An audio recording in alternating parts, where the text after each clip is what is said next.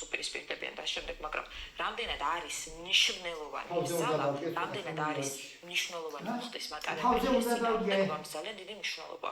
ჩვენთანაც მოსახლეობის გარკვეული უმცირესი ნაწილი ითხოვდა მთავრობის გადაყენებას და ქვეყნის კურსის ცვლილებას და ასე შემდეგ, მაგრამ ეს მუხტი არ იყო საგულისხმო და იმხელა, რომ გარკვეული მნიშვნელოვანი ცვლილებები გამოეტანა ჩვენი დღესასწაულის თვალსაზრისით. ასევე არის რუსეთში, მოსახლეობის უდიდესი ნაწილი გაქცეულია სამხედროების დიდი ნაწილი არის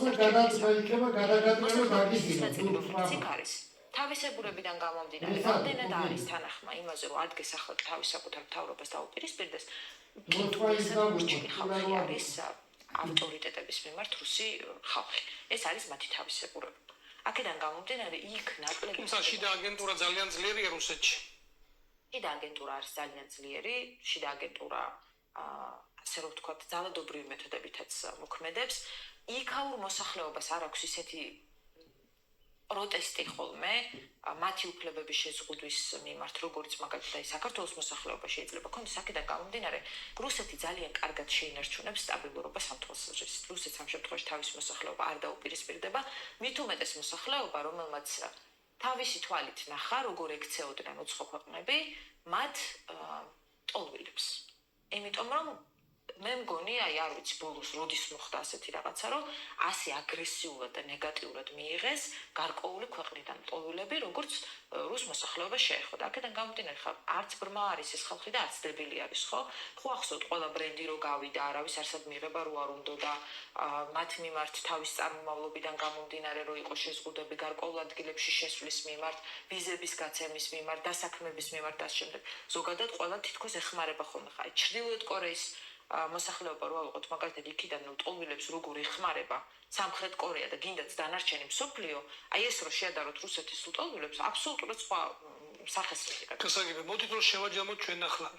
ესე იგი, წითელი ხაზები გადაკვეთილია რუსეთთან მიმართებაში.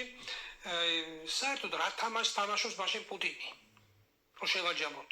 ესე იგი, რუსეთს არ შეცევს ძალა უფრო ესე იგი, უმოკლეს ვადაში დაასრულოს ეს ომი. თუ პუტინის თამაშობს გლობალისტების თამაშს? ყველა თამაშობს გლობალისტების თამაშს, იმიტომ რომ მსოფლიოს დღის წესრიგი დგას ამაზე, საბოლოო ჯამში დიდი სახელმწიფოების მოლაპარაკებებზე დგას ყველაფერი. პუტინიც ბუნებრივია ხანგრძლივ თამაშს თამაშობს, იმიტომ რომ მსგავს ქვეყნებს ხანმოკლე თამაშის წარმოების ფუფუნება სამწუხაროდ არ აქვს, სამწუხაროდ თუ საბედნიეროდ. აქედან გამომდინარე, ბუნებრივია ეს არის ხანგრძლივი თამაში. სანამ არ გვეცოდინება ლინკი იმის შესახებ, რატომ არ უტყავს რუსეთი მთელი ძალით უკრაინას, იმიტომ რომ ეჭვი არავის არ ეპარება ალბათ, რომ ძალიან მასშტაბური დაპირისპირების შემთხვევაში უკრაინა მართლა მიწასთან იქნება. თუმცა ახლა პირდებიან, რომ იქ მასშტაბური იქნება დარტყმები. ბუნებრივია და რატო ნახეთ? რუსეთი ძალიან ბევრი წლის განმავლობაში, როდესაც ნატოსთან მქონდა მას მოლაპარაკება, რომ ნატო არ უნდა გაფართოებულიყო, თმენით უყურებდა, როგორ ფართოვდებოდა ნატო, არ ღვევდა იმ შეთანხმების პირობებს, რომელიც ჰქონდა რუსეთთან მიმართებაში.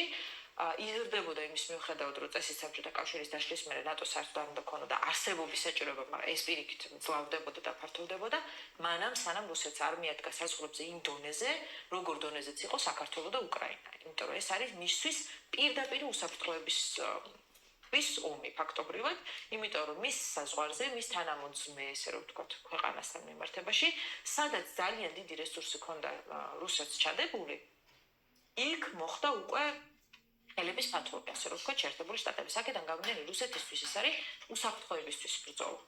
არა ხუშტური, ასე რომ ვთქვათ, როგორც დაარქმევდნენ, არამედ უსაფრთხოებისთვის ბრძოლა. ისევე როგორც მაგალითად შეერთებული შტატებისთვის იყო კუბის საკითხი.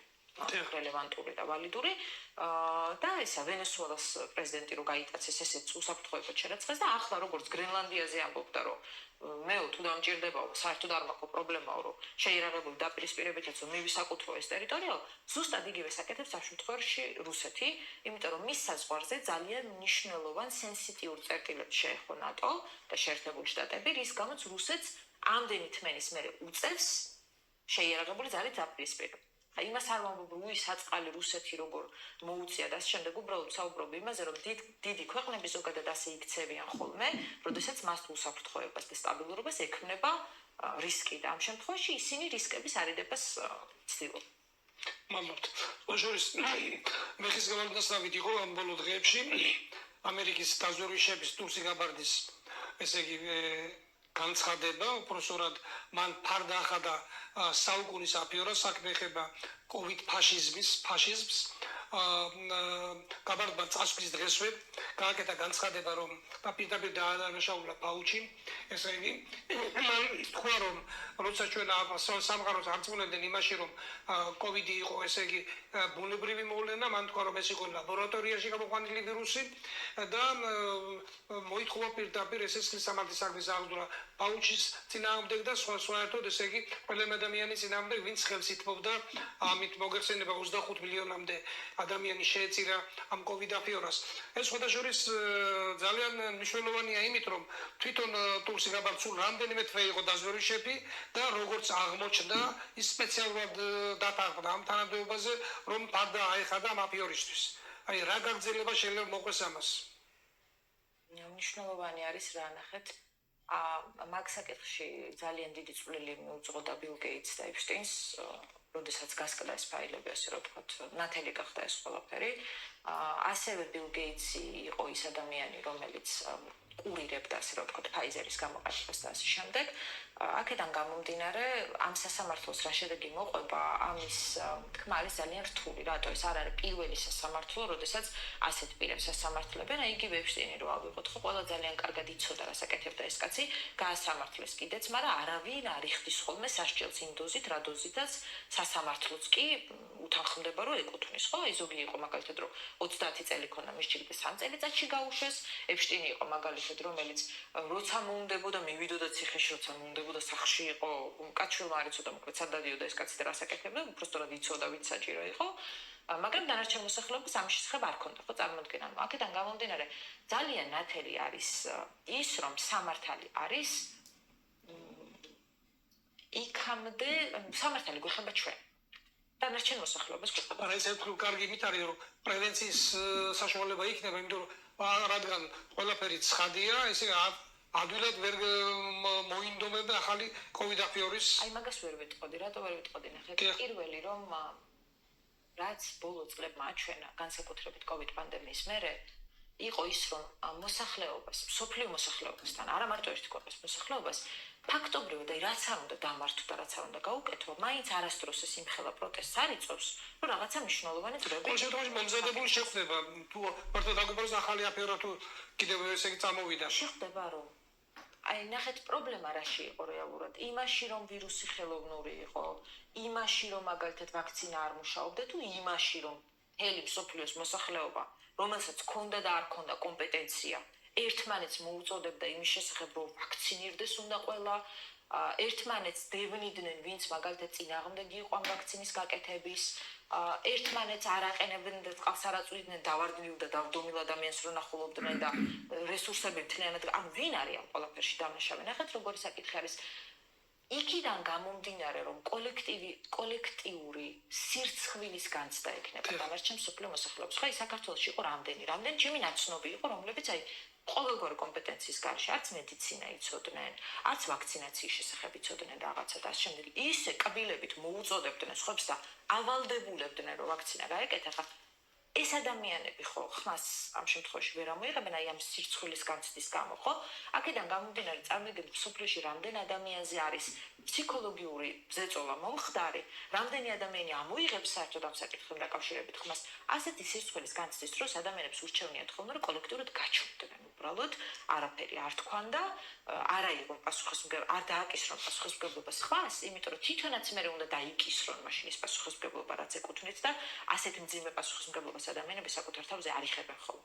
აქედან გამომდინარე, მსოფლიო მოსახლეობამ ახლა რო თვალი არ დახუჭოს ამ ბილ გეიტსის ამბავზე, ამ ვაქცინაციის ამბავზე და შემდეგ მაშინ თავისი წვლილიც უნდა აღიაროს ამ ყველაფერში და თქვენ როგორ წარმოგიდგენიათ, რომ აი კოლექტიური მსოფლიო მოსახლეობა თავის წვლილ პასუხისმგებლობას აიღებს ამ საკითხთან დაკავშირებით, ეს არ მოხდება.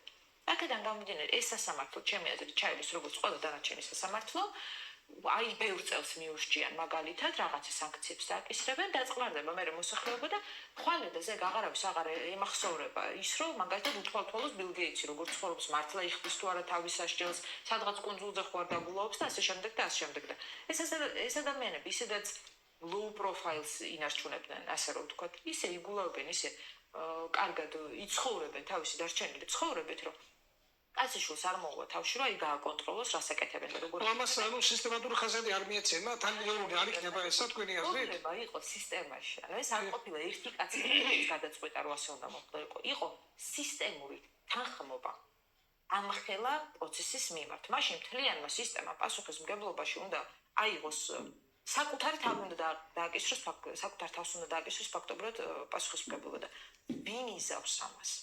ანუ შეერთებულმა შტატებმა უნდა თქვას, რომ ხო იცი რა არის, მე როგორც სახელმწიფომ გენოციდი მოვუწყე ჩემ მოსახლეობას, დანარჩენ მსოფლიო მოსახლეობას. ანუ თქვენ ამით იმის თქმა გინდათ, რომ კაცობრიობა ზოგადად მსოფლიოზე ვსაუბრობ, მომავალ მდგომარეობაშია?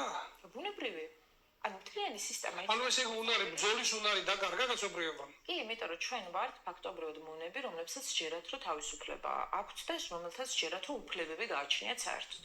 და ზუსტად იმით რომ აი ამაში გვარწმუნებენ, ზუსტად ამიტომაც არ გვიჩდება ხო პროტესტები ასეთი რაღაცების მიერ. იმ ყველაფრის მერე როგორი ამბებიც გასკდა. დიახ. ამერიკის შეერთებულ შტატებში კიდევ ის მთავრობა რო არ, კიდევ ის ლიდერები რო არიან. კიდევ რო კითხვები ისმება და კიდევ რო ადამიანებს არ უნდათ რაღაცების დაჯერება, ეს უკვე ძალიან ათელი მაგალითია. ვინმესგან პროტესტი გინახავთ, სადმე ჩირაღნებს ცეცხლი გაუკიდეს და მიუვარდნენ და შეუვარდნენ სახში, ანუ იმდენად უკვე დაბლაგვებული გვაქვს საერთოდ პროტესტის განცდა. პატარა რაღაცის სულელებზე თუ გამოვალთ ხოლმე და ისიც იმ დონეზე, რა დონეზეც მოდაშიან ძალიან სერიოზულ იმას ვაწლს არ მოითხოვს, თორე დანარჩენად მსოფლიოს მოსახლეობა, რომელიც აი ამ სისტემაში ვართ ჩართული, ვართ ყურმოჭრილი მონები, რომლებმაც იციან, რომ მონები არიან, გრძნობენ უბრალოდ რომ მონები არიან, მაგრამ სჯერათ რომ რაღაცა უფლებები გააჩნიათ. ამიტომაც არის ესეთი ხანგრძლივი. მადლობა, მოდი საქართველოში გადავინასტოთ. მოგესალმებით ევროპარლამენტმა კიდევ ერთხელ იმჟელა საქართველოზე კიდევ ერთხელ ესე იგი სეწოლის მექანიზმები ამოქმედა. ყოველ შემთხვევაში უკვე საუბარია იმაზე, იმუხრებიან კიდეც რომ ესე უვიზო რეჟიმის შეიძლება გაუქმდეს და ამით გამოიწვიონ პროტესტი ქართული მოსახლეობის. რამდენად ესე იგი რომ დაიდოს სასწორის სპინაზე. ესე იგი ვიზა, უვიზო რეჟიმი და საქართველოს ინტერესები, რომელი გადაწყვეტს დღევანდელი გადასახედიდან. აი, იმის გამოწვევას პროტესტის ხალხის პროტესტის გამოწვევა